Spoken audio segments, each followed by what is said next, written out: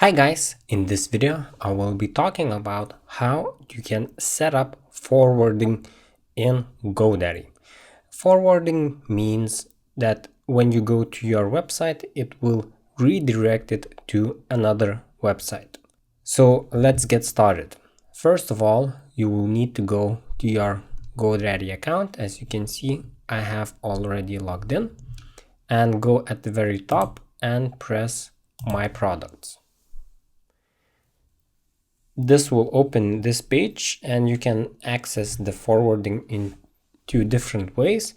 I prefer pressing Manage All, but you can also press here on the DNS. So let's go Manage All. And here you will be able to see all of the domain names that you currently have. Then press on the three dots and scroll down and press on Forward. Here you can see the domain name where you want to send it. So here select HTTP or HTTPS and then the URL where you want to forward. And you have a couple of options as well. So permanent, temporary, and forward with masking. So here we have a page. I will put a link in the description as well. What are 301 and 302 redirects? So as you can see, 301 redirects is one option when you set your domain to forward to another destination URL. When someone types your domain in the address bar, a 301 redirect will send visitors to the destination URL, and that new URL will show in the browser address bar. A 301 redirect is a status code that tells search engines the site for your domain has permanently moved to the new destination URL. Don't worry, you can change the 301 redirect at any time or remove forwarding entirely, so it's not permanent in the sense that you can't change it later.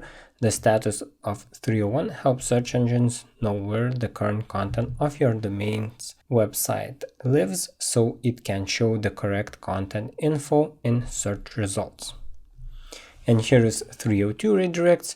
A 302 redirect is the other option for domain forwarding, and it also shows the destination URL in the address bar when visitors type in your domain name. 302 redirects are a way to let users and search engines know that this redirect is temporary. It's a great option when you're working on a new website or need to take down your current website to work on it. So this is the main difference. You can read on this website it in more detail. And the third option is domain forwarding and masking. So forwarding only redirects visitors to a destination URL of your choosing, keeps the destination URL in the browser address bar. So for example, coolexample.com to forward only to coolwebsite.net. When a visitor types cool example in a browser address bar, they will be redirected to coolwebsite.net. The browser address bar will update to show coolwebsite.net, so the new website.